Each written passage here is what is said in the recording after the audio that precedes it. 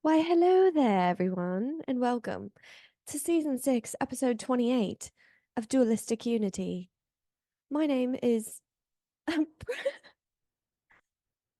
Jacqueline Nicole of I don't know where I'm going with that. And by my side is my loyal friend and court jester, Amanda. Indeed, indeed, I am. It is a pleasure to be at your side, madam. And I look forward to many more adventures and lots more antics because, of course, as a court jester, one must be always up to play. Oh my God, I love you, Jackie. That was brilliant. I love it. Today, today we talked about some really cool so it was a really cool conversation about just our relationships to reality, everything, everyone around us, the investments that we make in control, and how we think that the discomfort means there's a problem. And it really isn't, there isn't an issue unless you make it. For the most part, life is full of possibilities and everything is always on the table. So make a choice and just see what happens, because we've never had control. We never will. And yet somehow we're still here. So let's fucking do something. Let's go, people. You heard it here, folks. Here first, folks. Fuck around and findeth out. And enjoy this episode. Recording in progress. I know that was almost as fast as the math I just dodged, everyone. I was just showing Jackie, I have the little time converter on my phone so that I don't have to do mental math to figure out like what time is it for me versus her or someone else. And yeah, that's what I do. But Working smarter, not harder. yes, yes. But I was thinking about how I would like to re-explore my relationship with math, because there is so much math that is used in day to day, whether we're talking about time conversions, East Coast, Eastern Standard versus Pacific Standard, or, trying to figure out what 25% off of $100 leather jacket will turn into, just math is everywhere. And so it just feels like, it's getting harder and harder to avoid it. So I'm thinking I might just re-explore my relationship with math. And then that got me thinking about how I'm in relation with everything, with reality, with myself, with topics, you know, um, with my life, so it gave me a moment to just reflect on how I am technically in relation to everything and everyone all the time, even if I'm not like officially in like a relationship with math, but like technically we are. Yeah. And there's so many like mathematical properties and like phenomena, I guess, that are symbolic for, larger patterns within the rest of my experience. And that's just one example of how, like you said, we can connect to everything and anything, be it like a topic like math, another person, like something in nature, a piece of music or art, because everything quote unquote externally is not really external. Like there's no division. And so the reason that we resonate and connect to things is because there are different parts of ourselves. And usually if we have like you said, you want to heal your relationship with math or whatever. I feel you on that because I hated math. Like in high school, I it's weird because I was good at math. I was in like the advanced math classes, I took calculus in high school, and I hated the fuck out of it. But it's really like I don't know, there's something about math, like it just all kind of works logically. And once you figure out how to do it, it can be kind of fun to solve problems like that, especially like word problems when you have to be like, okay, this is the equation that I need to. And same thing for like statistics. I hated taking statistics. It's so fucking It's so fucking useful. Yeah, and it is all around us. I recently started serving, and with that, there is a lot of math involved of like calculating like your tip percentage or like your PPA, which is your it's like your price per guest, so like how much each guest is spending on average. Um, and I've been finding that fun. It's like I get to do my little equations and it's cool to having it be applicable in your real life and have it mean something to you. And then I think you can actually connect to it. But you could use it for literally anything. So I think that's always interesting. I haven't really thought about math since high school, but everything around us, it kind of embodies its principles. And I think Um, I just love seeing how symbolic the outside world is of like me internally and how it reflects by like my perceptions of things. Yeah, absolutely. And I love that, that mathematics is not this thing that's supposed to cause me a headache, right? It's usually, or I hate it. And it's usually because like it just seems so foreign, or it just seems like I don't see the connection between myself, the application of math, and my life, but when I think about it, I use math, or I use some form of mathematics all the time. Just like you said, when you're calculating your tip percentage, when you're doing your taxes, when you are but making your monthly budget for your bills and maybe some, miscellaneous expenses, snacks for me.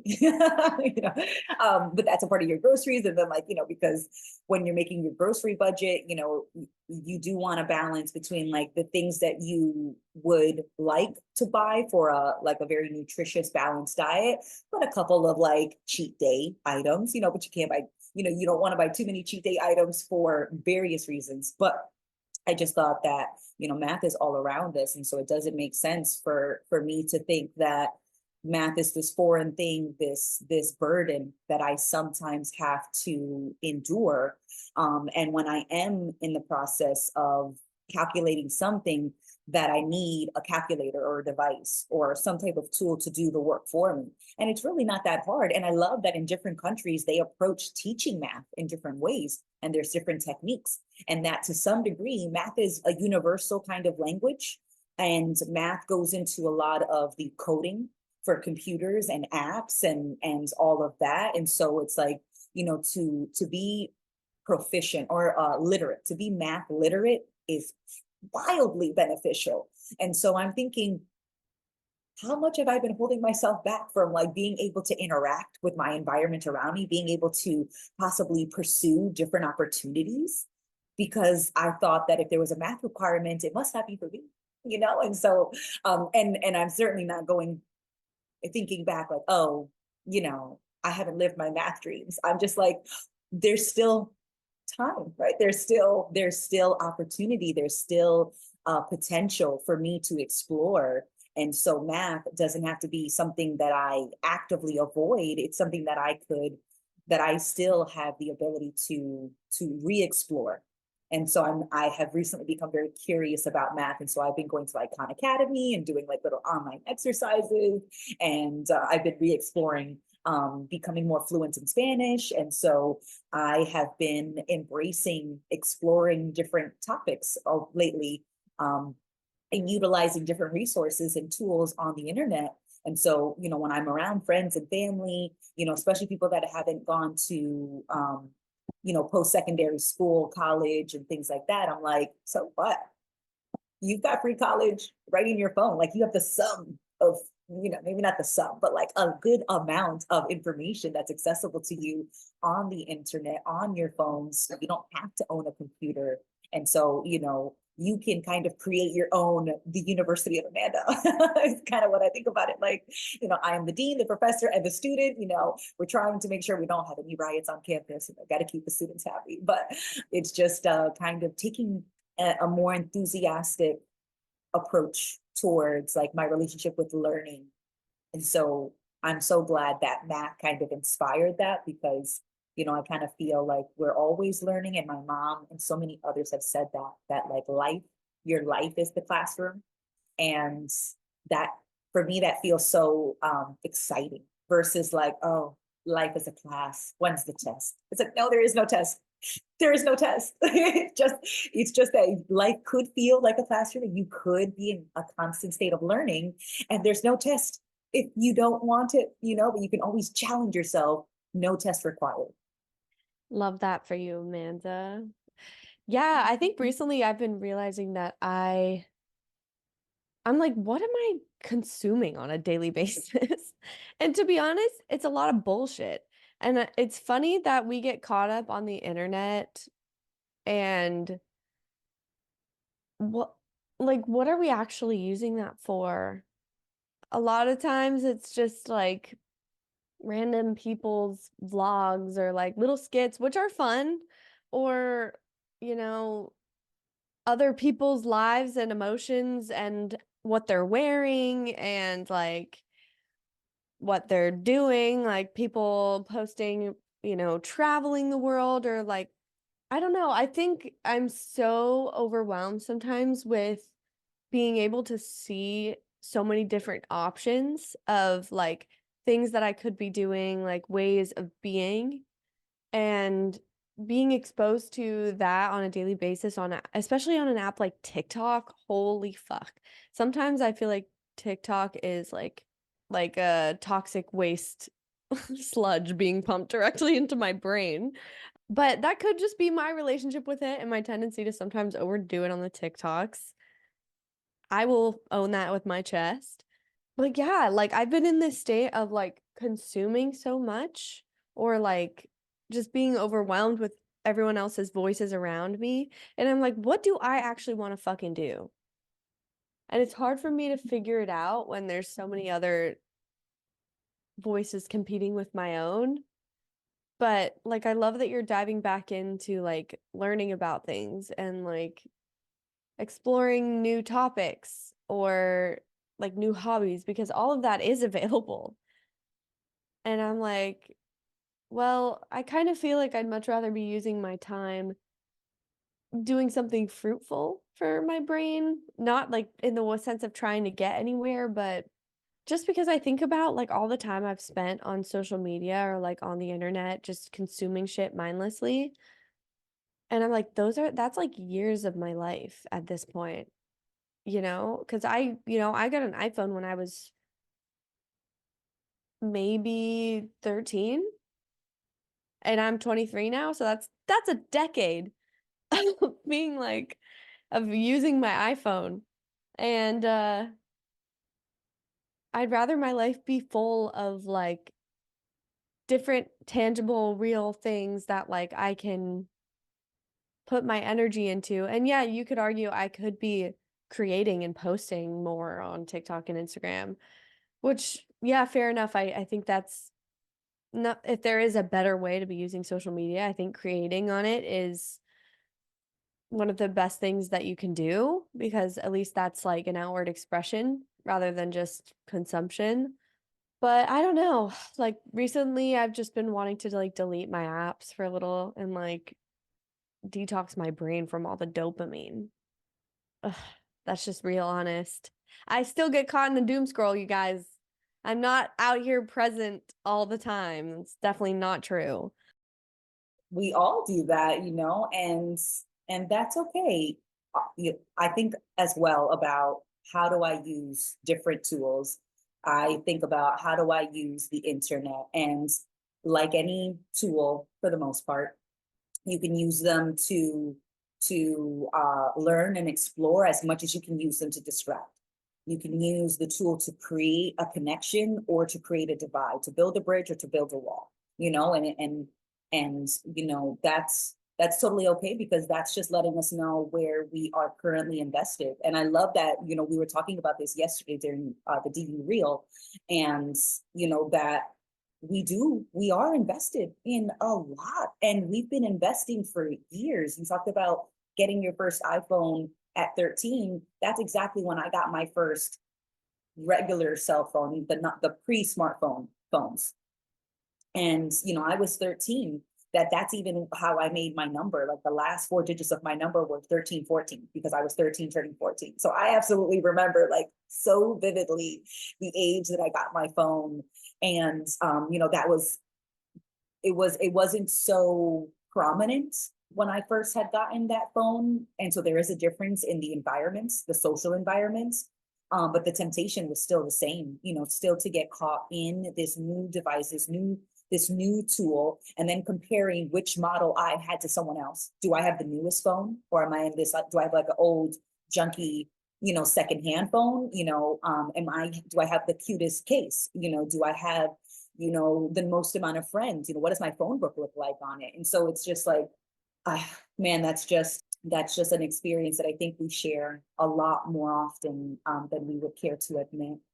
But that is always on the table. And I love that I just saw the episode with the guys, Andrew and Ray, where that's called "It's All on the Table," because everything is always on the table. So yeah, doom scrolling on the table, getting distracted on the table, being present on the table, it's like we're always here and we always have all of these options. And no matter what we pick, it doesn't mean anything about us. All it is doing, not all that it's doing, but one of the things that it's doing is just that it's reflecting back our own investment.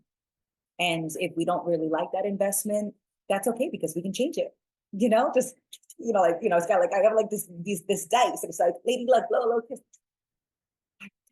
just throw another hand, just throw another hand. Like it doesn't matter what you choose. Don't judge your choice, because then that usually keeps you, in the mindset that keeps making that same choice that you keep judging.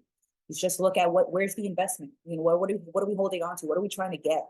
And just being honest about that, and then seeing like, why do I want to get that? And to some degree, it's because we think that where we are or who we are showing up as is not good enough.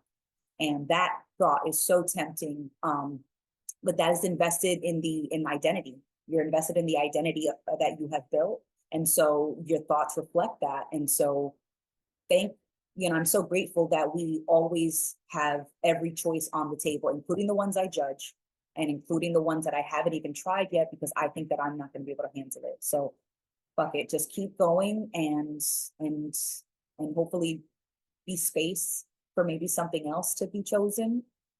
I don't know. It's a work in progress. Yeah. I love that you said it's all tied back to what you're invested in, because really it's not about whatever behavior you're doing to escape. I think I just have a tendency of trying to escape my life. That's something I'm a runner, dude. She's a runner. She's a track star. I'm like fucking running away from my emotions and my whatever.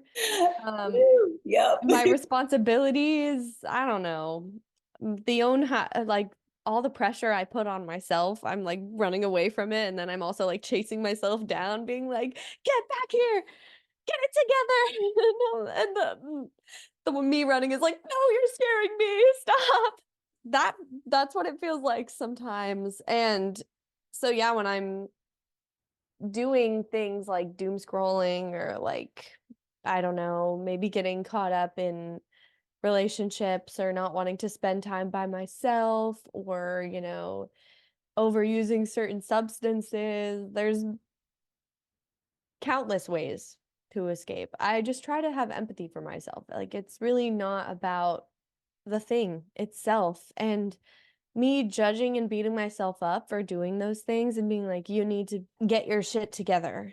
That's what's keeping me in this state of like fight or flight, or fight, flight, or freeze. And a lot of the time I think I choose freeze. And so it's like that's that keeps me stuck, of being invested in some sort of bar expectation for myself, and thinking that it needs to go a certain way, and being afraid to, like you said, try that new choice that I don't think I'm capable of yet.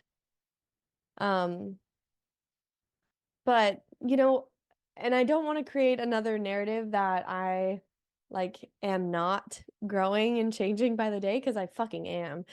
And I think that self-compassion is what gives you the space to, be like, okay, maybe I'm not gonna wake up and go on my phone immediately. Let me like get up and, have some breakfast in silence. Or I know when I need to do those things, when my brain is just craving silence and it feels good and I feel things shifting overall, but I guess sometimes it feels like it's not happening as quickly as I want it to, but nothing ever happens the way that I want it to, so I can fuck off.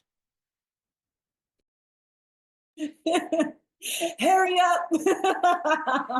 That's what I constantly hear from my brain. It's like, hurry up, figure this out. We've got to get somewhere, And it's like, I really don't. I really don't. Oh my goodness. But I certainly have a habit of running. I love that you sang. I love that you jumped in. Just, just like we just have to laugh. Oh, we don't have to, but it's an option.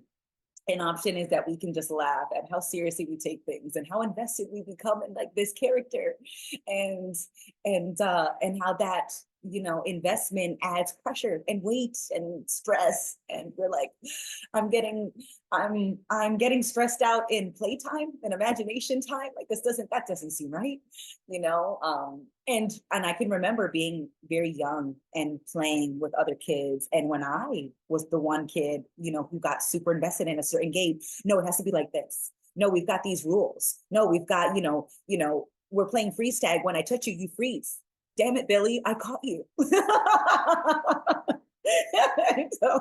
and then, people didn't want to play with me. And I was like, okay, maybe I don't need to be the one that's in charge when we're playing. Maybe, we let it slide. And maybe I will catch Billy in front of someone and then someone else will see that I tagged him and then he has to freeze, or we're just like letting things slide, letting things go, not taking things so seriously. And because it wasn't worth not playing at all. And that's what I remember as a kid. It wasn't worth not playing with other kids. It wasn't worth, not being grumpy and upset just by myself, having a one person pity party. It just wasn't fucking worth it then. And it felt like it was so much faster to kind of get to the it's not worth it portion of that whole loop.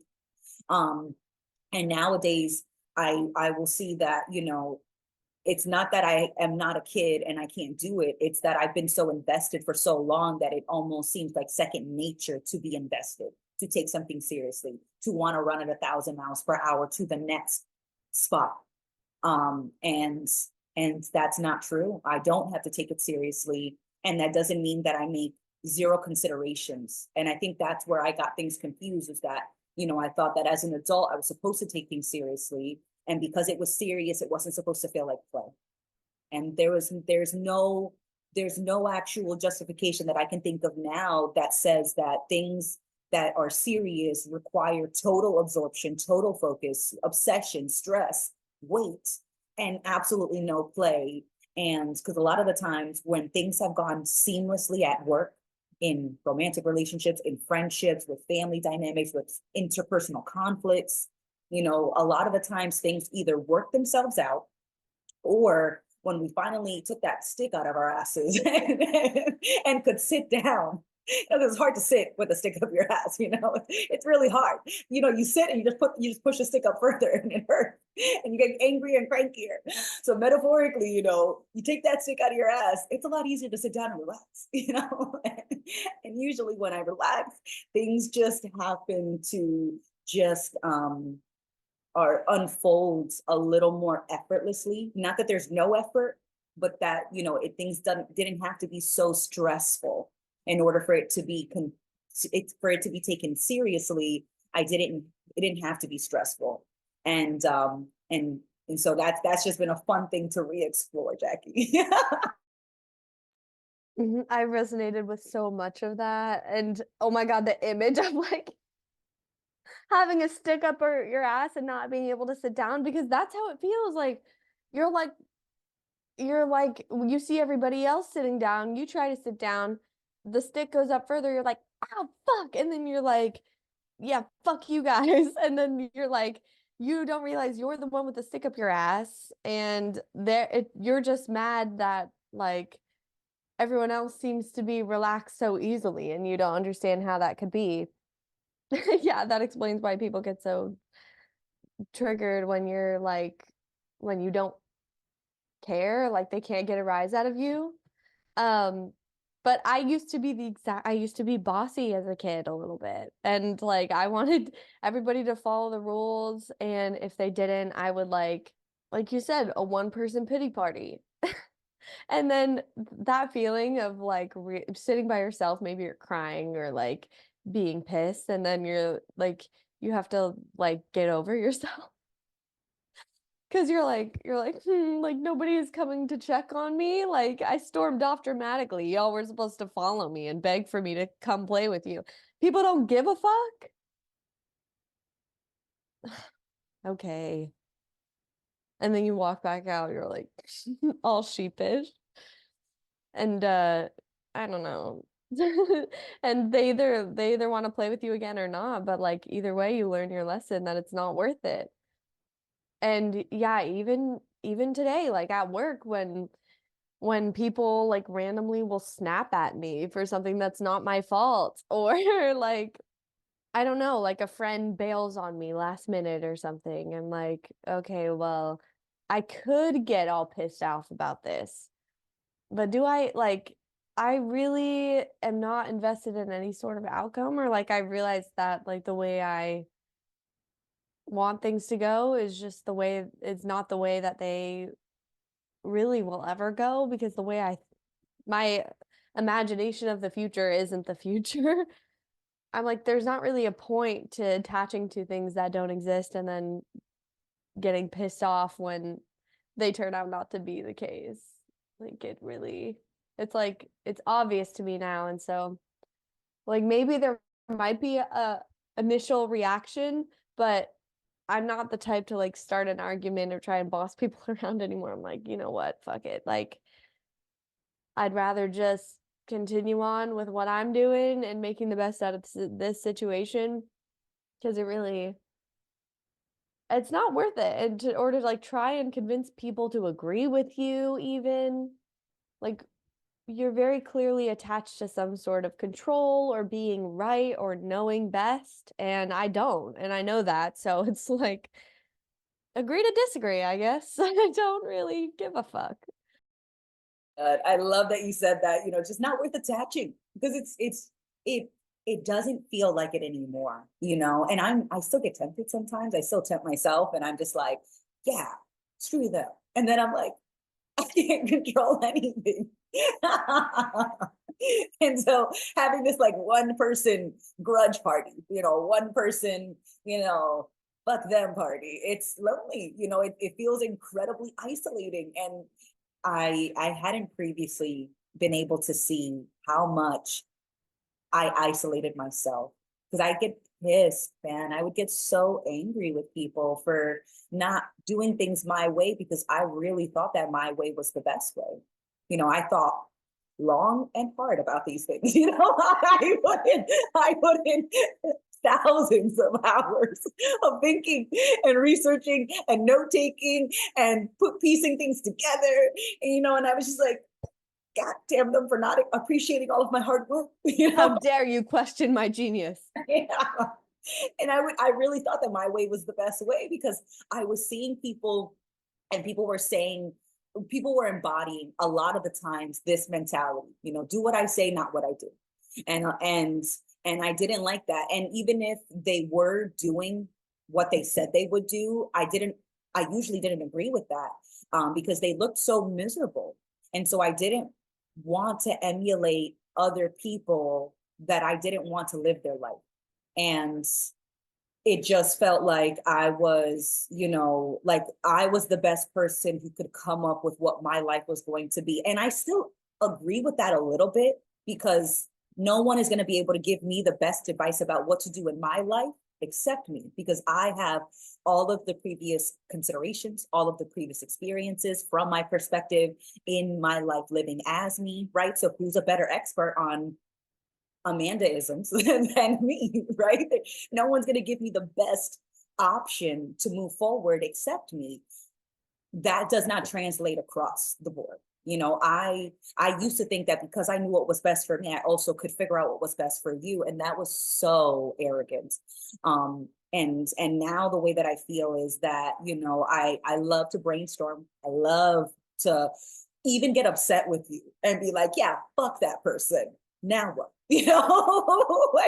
Like, I am here for you. I am here. Let's have a few minutes where we're just like, yeah, you know what, fuck that person. You know what, fuck them, and damn them. And all the we go do all the things that we want to talk about them for. But then after a certain point, I'm like, okay, now that we got that out of our system, now let's brainstorm some ideas, some of your interests. Let's explore that, and let's talk about where you think you might want to go. Because once you're done crying, complaining, damning, cursing everyone around you, that doesn't actually do anything for your life and your experience, other than puts on a great fuck them playlist in your mental DJ system up there. And so after that record's played, we actually might want to explore what you'd actually like to do now. And so I love brainstorming and asking certain questions. And maybe I might have an idea that you like, but ultimately, you're going to be the best person to decide what's going to work for you. What are you interested in? What are you curious about? I'm re-exploring math and Spanish because I have an interest in it. But if someone were to tell me, you should really look up physics because, it's going to be really important in the job market in 50 years and it's really going to do X, Y, and Z. But if I have no interest in that, that suggestion, that piece of advice is meaningless to me. So it's just like, what are you curious about? Explore that. Let that change 1,000 times in an hour. So fucking what? I'm interested in math and re-exploring Spanish so that I could be fluent again. I learned that Spanish has a lot of Arabic influences. I'm thinking about looking up Arabic, learning a little Arabic, just because. And past mindset would have been like, well, you need to finish one language before you can start learning about another. Excuse me? Says who? I can go in any direction I want. I can explore any curiosity with consideration, right? I'm not going to be learning how to build C4 fucking bombs because I'm curious about them, like with no consideration of like where I'm going to set those fucking bombs off, like with what seem like reasonable considerations. I can explore any curiosity. And so just giving myself almost like space to just go in any direction and not having to plant a fucking flag to then be in the land of mathematics. And now this is what I'm going to learn for the next 5 months. No, I explore what I want to explore when I want to explore it. And I don't judge myself for how long I want to explore it. And I used to do that a lot. And I think that's what helped keep me paralyzed in like, there's so many options. I don't know what to pick. Pick fucking any of them. Pick any of them, because yes, there are infinite options, but you couldn't pick all of them at the same time. You kind of have to pick one at a time. So just pick fucking one of them, go in that direction and just see how you feel when you explore that, and then let how you're feeling and how you're experiencing that, how you're exploring that curiosity kind of be your guiding light as to where you want to put your attention next, because you can spend your attention in any way and there's no best way, just maybe an honest way. And I feel like your awareness of how things actually make you feel will grow over time because I don't know, like I definitely have realized that certain habits that I have of avoidance or like the choice to scroll rather than like read a book or something. And that's not always the choice, I've explored a great amount of things. Dualistic unity is a manifestation of me exploring my curiosity, you know. My yoga practice is a manifestation of that as well.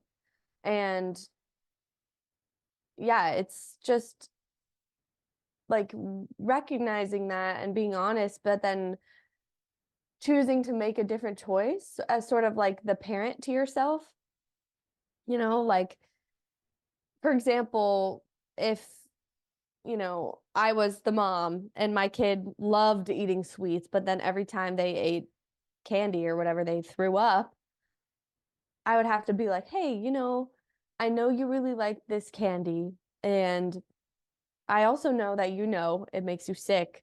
So maybe we should think about that. And maybe you could have a little candy, but you can't fill up on candy because you know it doesn't make you feel good. The same way of me with my phone. I'm like, okay, maybe we can scroll for 10 minutes, 20 minutes, but you know it doesn't make you feel good when you like wake up from like a 2-hour doom scroll and you're like, oh, what the fuck? Like, where did that time go? Right? And you know that like it makes you feel kind of unfulfilled. And so just being able to pay attention to that and like listen to yourself and then actually adjust accordingly, I feel like that's a sign of maturity, of like, being able to do the uncomfortable thing that's better for you in the long run. Or not like better for you, or you just know it's the choice that you genuinely want, not the one that's habitual.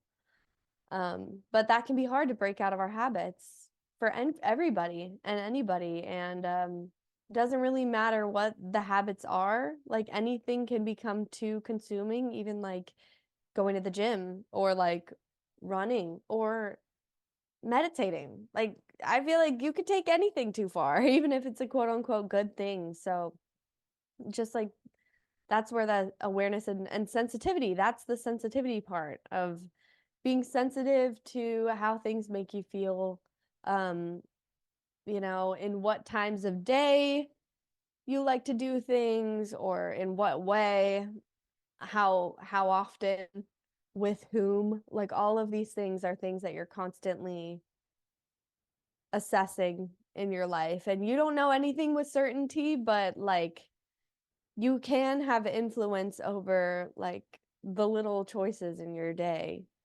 Um, and those make all the difference. So slowly and surely, I feel myself coming out of like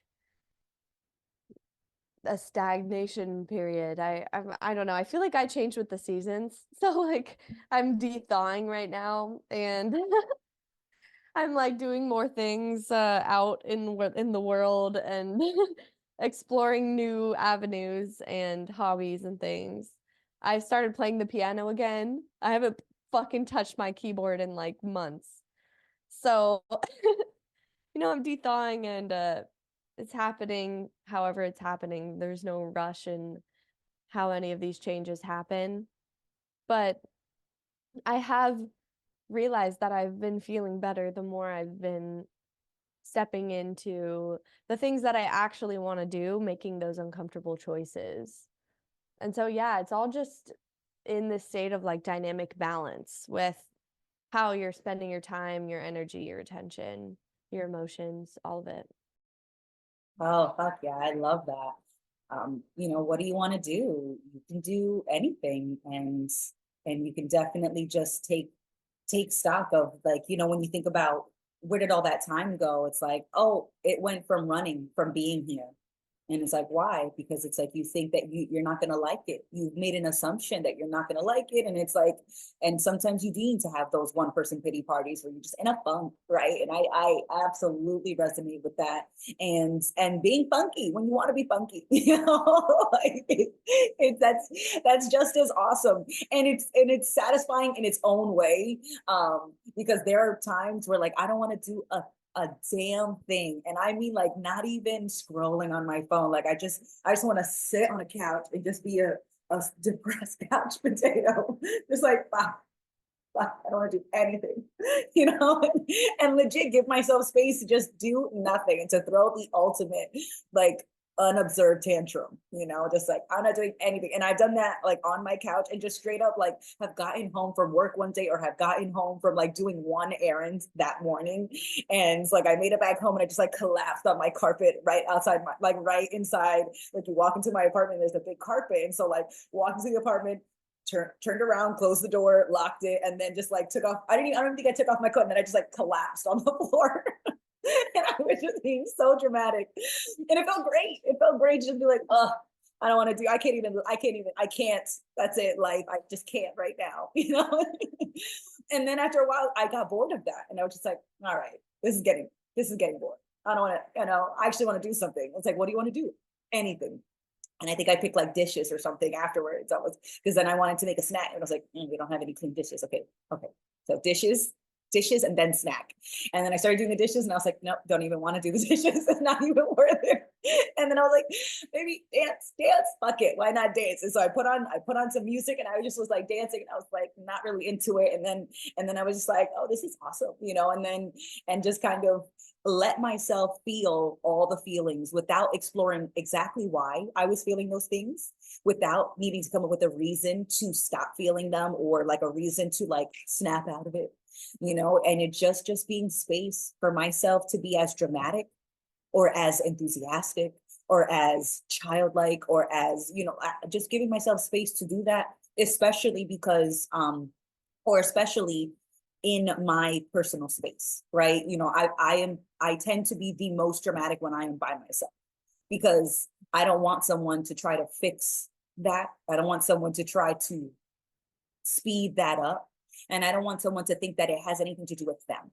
So I tend to be the most dramatic, collapsing on my floor because I just can't. You know, like I've never done that in front of other people because it's like I don't want someone to manage my emotions, to manage my feelings, because I am the best person to be the space for all of my feelings without taking it personally. And sometimes I do take it personally, but I just mean I tend to be the most dramatic by myself because I just want to be able to be the space that is not judging that and is just letting that unfold. And maybe that will be shared in the future one day. But for the moment, I feel like I love doing it by myself. And I love usually how fast I tend to snap out of it all on my own. Usually my average right now is like about an hour. Like I usually am like the most dramatic for like about an hour. And even if I'm with other people and I'm like my social version of dramatic with other people, I tend to be really quiet. I'm processing. I'm giving myself space. I might go for a walk. I might go to the bathroom and just like put my head against the wall and just like give myself a minute and then like, okay, you know, and usually I snap out of it in like an hour because I'm just like, it's not worth it to stay in there for much longer. I gave myself space, but then I'm noticing a tendency to just get through, like to feel it within a pretty quick time because I feel it fully. Like I am feeling wholly dramatic in my living room or in a bathroom or in space with people and by myself. Like I'm feeling it as much as I can and not trying to justify and not saying like, oh, I'm so sorry, or not saying like, you know, I shouldn't be feeling this way. Like I feel it. And then I just, you know, usually I'll feel something else. And so I don't know how other, or I don't know another way to explain that, but that definitely feels like the experience that I've been in lately. Um, because there's so much to feel. And I love my dramatic times because, you know, life doesn't always feel that way. And I appreciate when life just kind of feels like very relaxing and very, you know, lack of theater, lack of drama, you know, and I love those moments just as much because I it feels like I'm fully there as much as I can be on either end of the spectrum. And so I don't mind dancing or crying or dragging feet across the spectrum because I'm like, yeah, this is it right now, guys. Yeah, that resonates a lot of like just giving yourself more space to feel things even if they don't make sense to you. Like I had a situation the other day where my friend made me breakfast and I was like so excited to eat it. And it was like my plate was sitting on the side of the table and I like picked up my fork and the plate fell on the floor and I started crying like a toddler. Like and like my first impulse was to apologize and be like, sorry, I don't know what's wrong with me. But because that's a whole nother conversation, my tendency to like care about everyone else's emotions and feel like mine are a burden. That's an interesting set of thoughts that I have. But yeah, more recently, I'm just giving myself the space to like feel whatever the fuck it is and not be like, okay, this doesn't make sense to cry about, so I'm not gonna cry. I'm like, no, I'm sad. I'm gonna cry. Like, it meant something to me in that moment. And yeah, I'm dramatic as fuck. And I was invested in eating that breakfast. Yes. But but I don't have to hold on to either of those things. Like I can just feel the thing, feel the thing, not judge myself for it, not really have to figure it out. And the feeling it is what is processing it. Like letting it in, allowing yourself to cry, allowing yourself to like lay in bed and feel sorry for yourself for however long you need.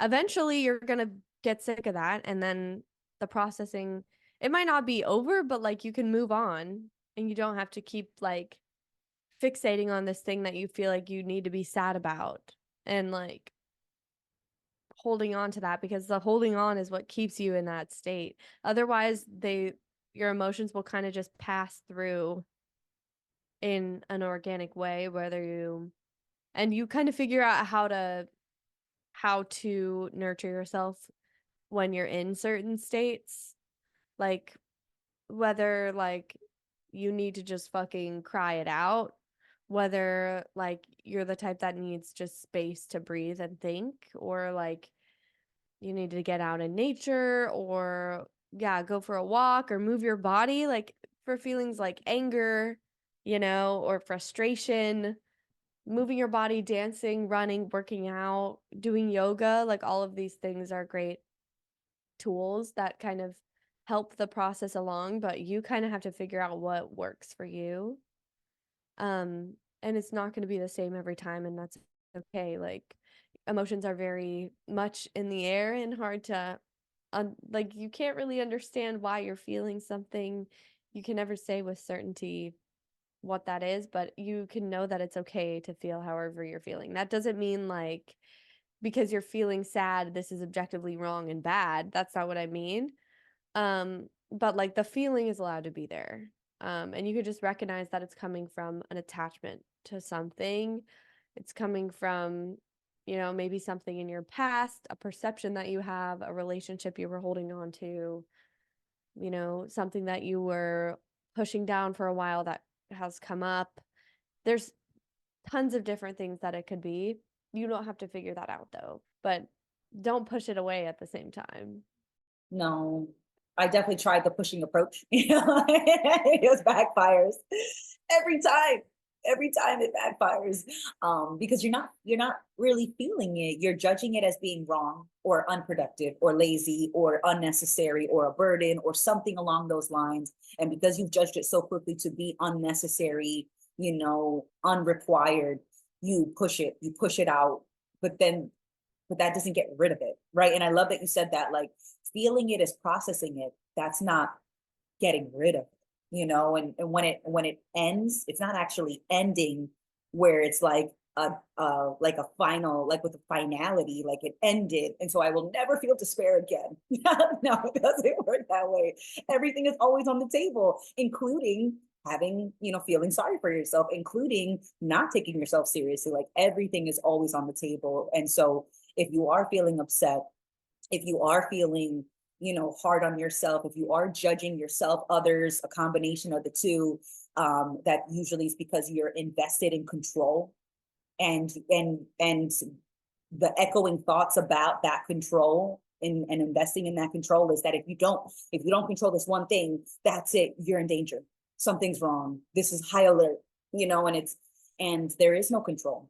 And I have felt that, when things didn't go my way, when things didn't go the way that I thought that they should, when things contradicted my expectations. And that's what I love about this experience of being life, of being reality, is that reality doesn't really give a fuck about my preferences.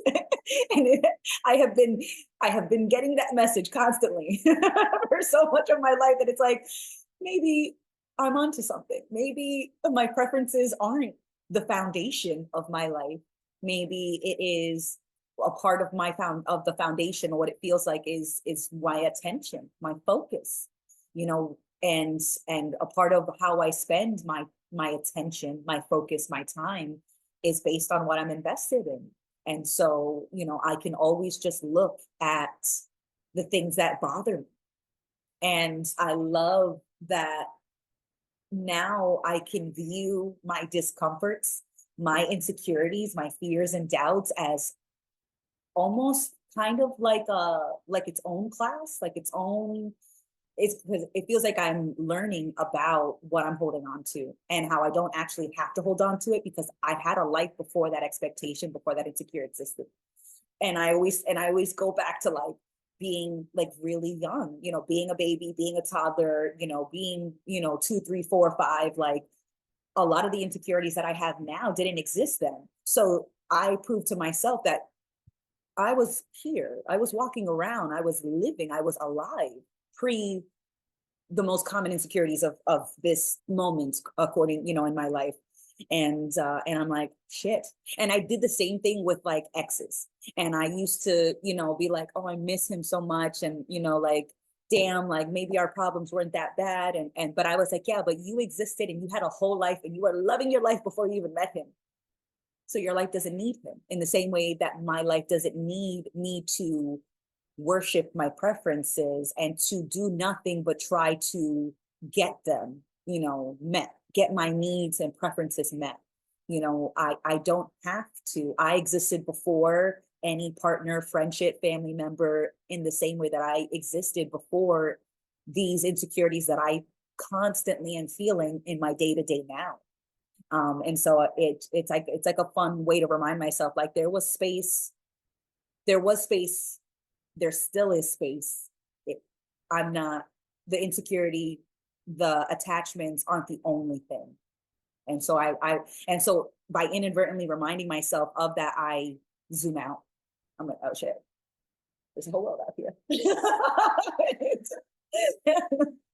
And so I laugh, and sometimes I cry because I'm like, oh, why did we get so caught up? And it's like because we were invested. Of course we got caught up. Of course we got caught up. And we can still like you don't need to get rid of all those investments in order to move forward. You can move forward while still being attached to something else. Like a relationship is a perfect example. Like when you break up with somebody, that attachment isn't immediately gone. You still probably think about them all the time. Oh my God, who's calling me?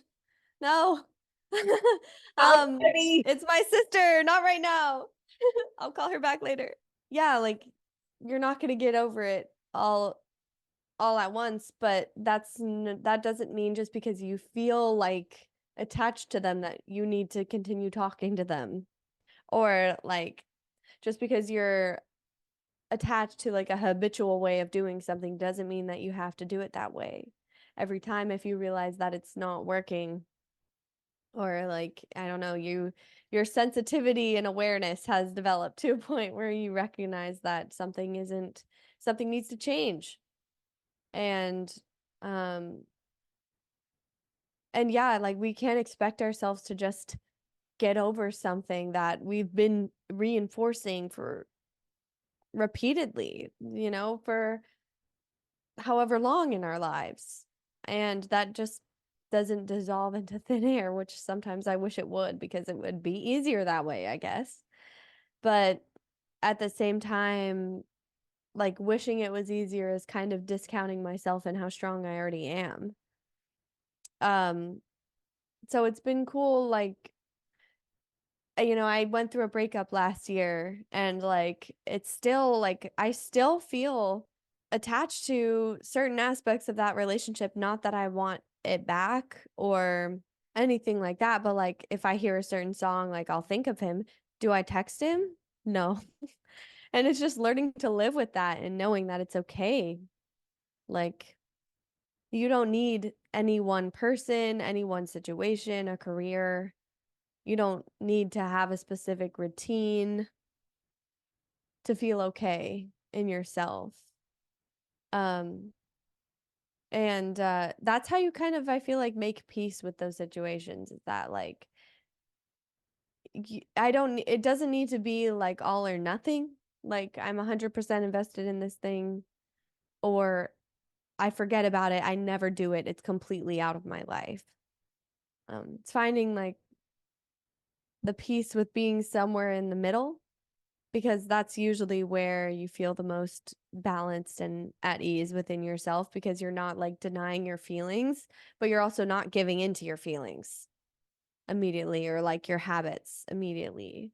Like there's sort of this buffering between the immediate processing of whatever situation you're in, whatever emotion you're having, thought that's coming up. You process it, feel it, but then you're like, okay, but I kind of can discern what choice I actually want to make rather than the one that just is my immediate reaction, which most of the time is linked to our habits and conditioning. Yeah, I love that. It usually that space in the middle is almost like it feels like you're not letting go of an identity that you are somewhat to some degree invested in, and you're not thinking that you are only like a spirit having a human experience, or you're the universe without any identity, without any. There's no me. There's no me. Yeah, exactly, exactly. It's like you're not trying to say that you're just the universe without an I, and you're not saying that you're just the I without, being your reality. It's like you're in that space in the middle, and that's usually a lot lighter, and a lot more playful. It feels like it's just almost like when we are talking about yesterday in derail, that it's like a dressing room. Like it feels like you're walking into this dressing room that has no door. The doors are, so technically the entrance and exit is always open, and you're able to walk in and out. And when you walk out, you're feeling very universal, right? Very, I am, reality is everything, existence is existence. And when you're in the dressing room, you're like, I feel fabulous. Or I feel terrible. One of the two, one of the two, two examples of many. But I love that you are able to walk in and out of this dressing room, put on any character, invest in any role, but not die for that role, and not trying to say like, I never go into the dressing room, I'm above that, I'm the universe. There's none of that. It's just being comfortable with that duality. And so that's why I love the podcast name Dualistic Unity, and embodying that paradox where you feel like there's a little I and no I, and something in between and something out of it. So it's both neither. It feels like a paradox. Life feels like a paradox. And I'm like, I don't know what's going on. And then I got to a point where I was just like, but I never did. And that never stopped me. That never fucking stopped me, guys. I have never known anything, like not with absolute certainty. I've never had certainty. I've never had control. And by golly, that never stopped me from being like, from getting caught up, for being dramatic, for snapping the fuck out of it, for bursting my own bubble, for feeling like the universe, for feeling like a small little person, and so I've never had control. I've never had certainty, and that's never stopped me. And so why should I expect it to stop me going forward from being this paradox of what feels like unity and separation and everything else that I haven't even considered yet. That was beautifully said. Yeah, like that's like the juicy, mysterious, exciting part of life. And that I feel like is such an empowering space to be in at the same time. It's like you said, it's light, it's playful. Um, you can dabble in things, but you don't need to be attached to them. They don't actually mean anything about you. It's kind of like you're suspended in this jelly of uncertainty, and like you can do whatever dance you like. You can explore as you please, and nothing ever means anything about you. But that doesn't mean you're going to understand what you actually are. It's like, no, I really don't know anything. Wow. Sometimes I really fucking try and think I do, though, and I believe it. It's funny. Yeah, it's like I go into the dressing room and I'm like, I put on a costume and then I actually believe that I'm whatever I'm dressed up as. And then it's like I'm in a dream for a second, and then all of a sudden, like I'm acting out something, and then I wake up and I'm like, what am I doing right now? And then I like can change. I can like run out of the dressing room and be everything again. That's always an option. And like it really doesn't matter how much time you spend in either of those states of being caught up or being free. Because also when you're super caught up for a long time and then you realize it, that like realization makes you feel more free afterwards. You know, like that buildup of tension makes the release feel even sweeter. And then if you're always in this place of like being unity, you get detached from, what most people are living in all the time, which is just like thinking about themselves, their ego, not seeing themselves as anything beyond the individual.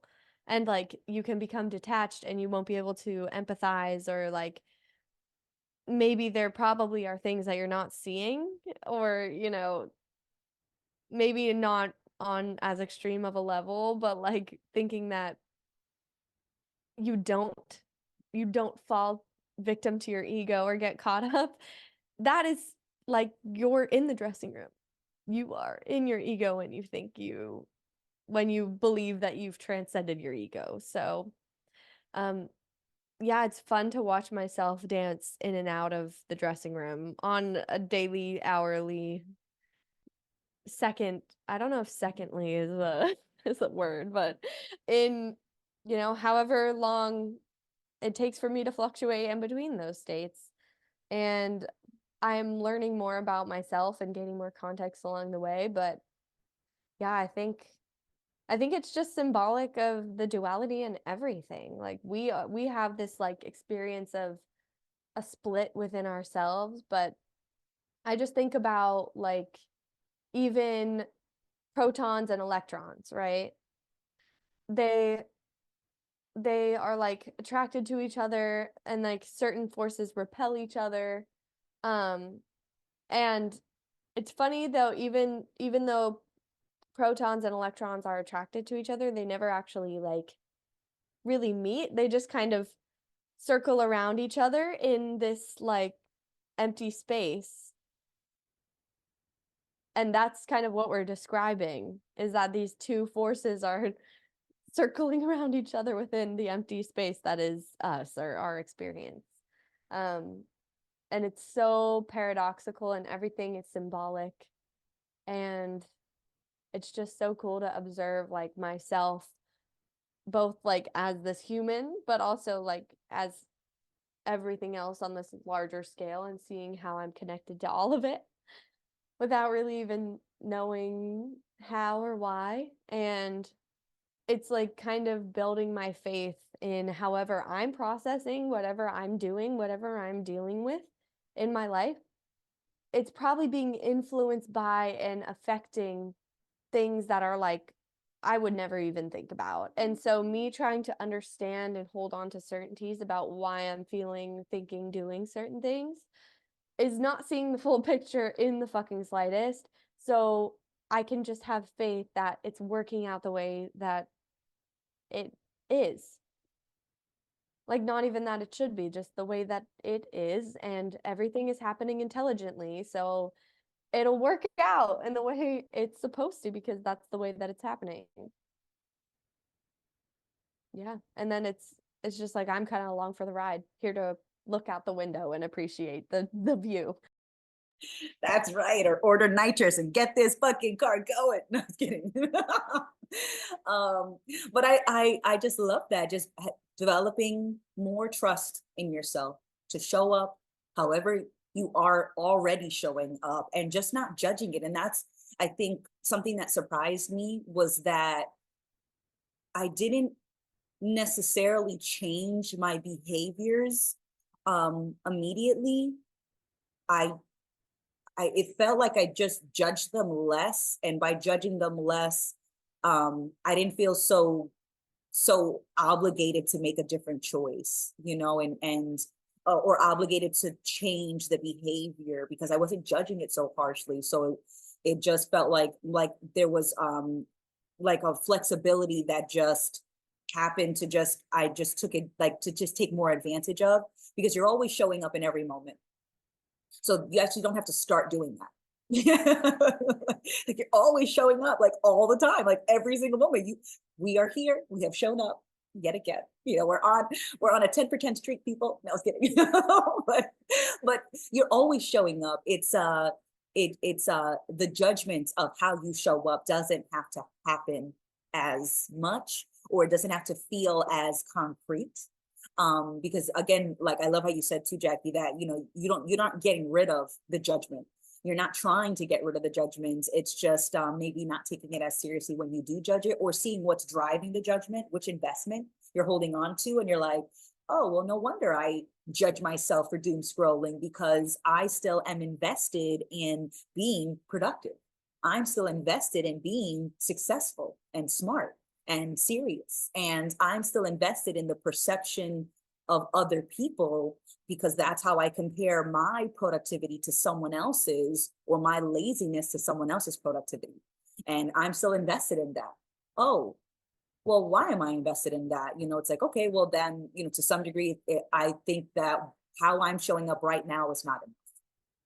And I don't know that for sure. And that's usually where I stop, where like I'm curious, or I explore, or I notice an investment, and I'm like, oh, why are we invested? And I was like, I'm not really sure. And that's okay.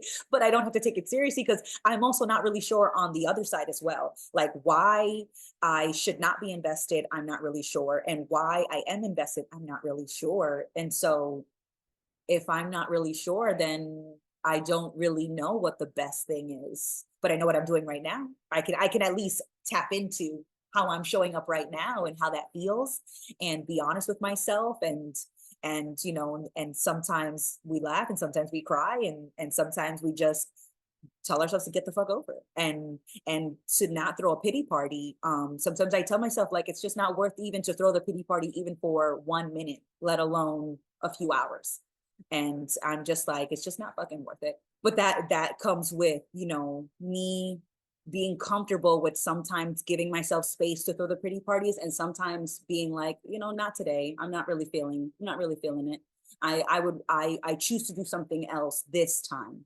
Not every time, and so that just seems like a lot more compassionate towards myself.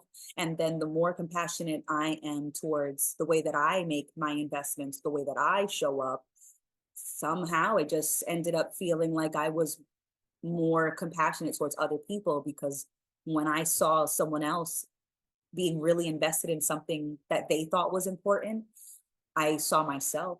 And so it felt less personal, like they were doing it to spite me. And instead it was like, oh no, they're doing exactly what I did. They're just trying to feel better. They're just trying to get some certainty. They're just doing their best. And it has nothing to do with the Amanda character in particular. This is really them showing up how they think they should. And just noticing how hard it was to get pissed at people, when I could see why, or I could at least empathize. I could see myself. Maybe I couldn't see why, but I could see myself in what they did. And so it got really hard to, like, gesundheit. It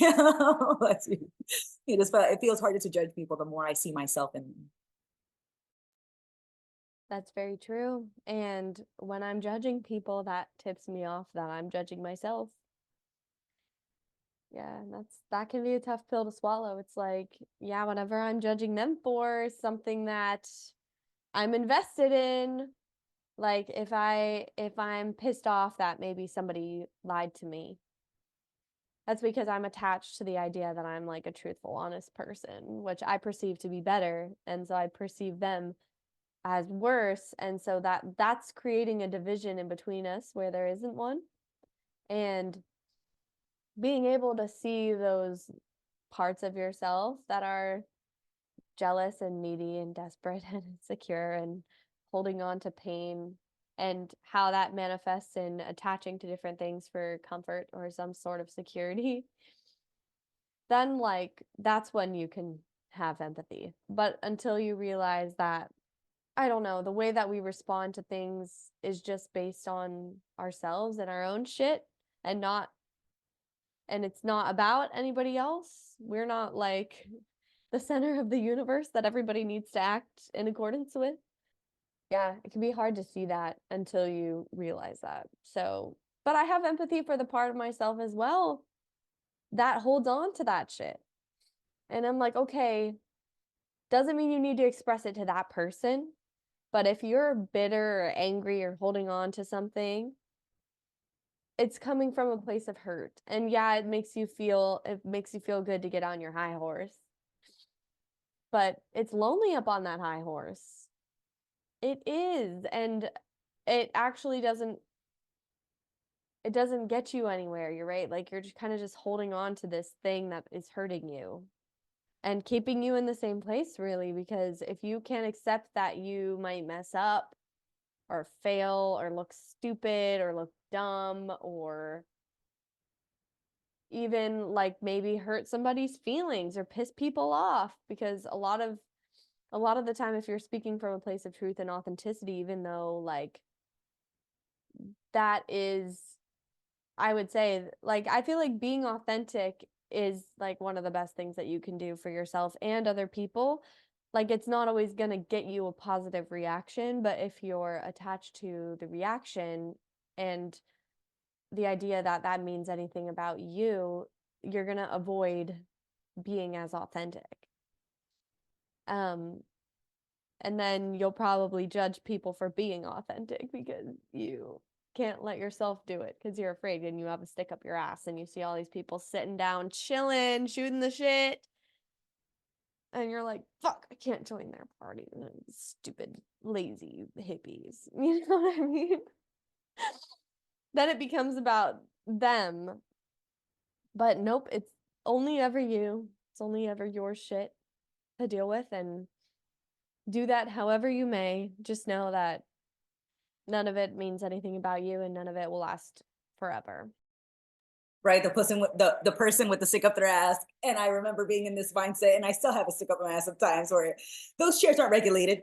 You can't sit on those chairs. Those chairs are you know what? You can't even sit in those chairs. It's there's where's the certification? Huh? Huh? Huh? Finding anything to latch on to because I was so jealous and upset. That's what, oh my God, that used to piss me off so much. I used to definitely embody and describe myself as a type A personality. Yo, type B, relaxed, go with the flow. People used to infuriate me so much because I would see them succeeding and I was like, you just woke up 10 minutes ago. How the fuck did you get that, that job interview? Like, how did you get this promotion? You can drive? Who let you on the road? I used to get so upset because it felt like they were not as stressed and they were still going forward. They were still, taking new opportunities. They were still enjoying their life. And I was like, how dare you? How dare you enjoy your life without having a structured plan like me? That's what society said, and you're not doing it, and that's not right. And so it was just, I was such a hater. I was such a hater. Oh my goodness. And so I definitely can recognize when I see people sipping on that haterade today, or when I'm sipping on that haterade, and I'm like, oh, we're hating. Why are we hating? They're not doing anything that we couldn't do, but I'm scared. I'm scared to take that step that someone else is taking. And instead of looking at why I'm scared to take that step, I judge the fuck out of someone else who took that step. And I absolutely embodied that. And that still is a feeling that I feel every now and again. I just am a lot more honest about that experience when I'm in it, more so than when I was younger and just pushed it away. Just like you said, I would rather push it away than admit that I'm just scared to do that because I think I can't do it, or that it will go wrong, or that by admitting that I don't have control, all of a sudden everything will just become crazier. It's like, oh, motherfucker, we never had control. And it's not like because we don't have control, there are landmines every fucking step of your life. It's like, oh no, any step could be the last step. Oh no, guys, like it's not. Yeah, it's not like Squid Game where they have to like jump on the specific tiles or they fall to their death. That's not how the reality works. There's not laid out plans. Thank you. Thank you. That's exactly right. Life is not Squid Game, even though we straight up act like it is. And you're like, any step is my last step, guys. You don't know. And it's like, and even though, like, to some degree, that is true, right? Your last step could be your last step, right? Like there is, but that is so unlikely. It's just so unlikely for it to be like the last step. Like it's gonna like blow up and it's gonna become splattered on the fucking downtown building wall. Like it's just like, but we straight up act like life is very much a life or death, high stakes, high risk scenario, you know, and like that is only the case if we're not doing a socially approved uh, lifestyle, if we're not living that. It's like life isn't all of a sudden super uncertain and all of a sudden super unpredictable and dangerous. Life has always been unpredictable, and yet somehow there's still ways to enjoy it. There's still ways to learn from it, to be challenged by it, to be uncomfortable, to experience the unpleasant feelings without it being, this life or death scenario. And I love that you talked about, just how we are always trying to, do the right thing, and we get upset with ourselves, and we don't provide ourselves with space, and then we wonder why life feels so stressful and so hard. And it's because we make it so hard on ourselves. It's not that life is hard because I didn't make the right choice. It's that life feels very hard when I don't trust myself to make any choice. And that is such an easy tendency to fall into because you see everyone else around you doing that. And it's so easy to maintain. And I love how you put you want to be up on that high horse. And it's like, I don't want to be on a high horse with a whole city full of people on their own high horses. We could just get off the fucking horse and walk together, or sit, or do anything. I don't want to be connecting with people that are also just doing the same thing that I'm doing. um I appreciate that there's more than one option. And and but I understand, or not understand, but I remember the feeling of falling into one best way, the only way, and getting super upset with people about it. And while we're talking, the Nelson Mandela quote came to mind, which was like, holding a grudge is like drinking a poison and expecting the other person to get sick, because it only really hurts you when you hold a grudge, when you're so hard on yourself, when you judge yourself. Even if you think you're only judging other people, that only happens because you judged yourself first, and you're judging people as a way to validate your own self judgments. And there's no control or certainty that you're going to get from other people or from life, if you just continue to judge yourself. And so, just I guess, explore, just keep going, just keep exploring, because you just don't know for sure what anything means, or what anything is going to do, what direction it's going to take you in. But just keep going, and don't put so much pressure on yourself to make the next best choice. Make the most of the choice that you're on right now, and that's a good place to start. Yep. And I'm going to say this real slowly for all of y'all to hear and get through your noggin, because God knows I've said this so many times and it hasn't sunk in. You don't know anything. It's not going to go how you think it's going to go. And you've never had certainty ever. And that's okay. And there's nothing to do or go with that. Like, I want to put like a pretty bow on this conversation and be like, yeah, here's the lesson to take with you. It doesn't exist. It's going to be unsatisfying forever. And then you could just make peace with that. The fact that it's unsatisfying and paradoxical and frustrating sometimes. Uh, but yeah, I think that's as good a place as any to wrap up our episode today. Yeah, this was a really, I feel like, honest conversation. For me, sometimes it's hard to admit that I sometimes struggle to change my ways, because obviously I'm attached to something. I'm attached to the idea of myself that I use to make myself feel better for most of my life, because I was already beating myself up so bad. So I understand why it's there, but we can let go. And It's always available to us at any moment, no matter how caught up we get. That doesn't mean we have to stay caught up forever. It's like in any moment you can make a different choice that is always within your your power. Like you are capable of so much more than you think, even though it feels like we're so limited. Like at once we know nothing, and at the same time we're God. So yeah, don't forget about that part too. But yeah, thank you all for listening. And we have Do You Real every Friday, 4 p.m. Eastern, 1 p.m. Pacific, our live stream. So check that out. And we'll see you next time. Absolutely. Thank you so much, everybody. This was a great chat, exploring our discomforts and kind of talking about how the discomforts and the dissatisfactions in your life aren't a problem to solve. They're just an opportunity to look at what you're invested in, and your discomforts are in another way, an unmet expectation. You're upset because you had an expectation that's not being met, and that's an opportunity to look at what you were invested in that should have happened. So thank you so much for joining us, and we'll see you next time. Bye for now. Bye bye.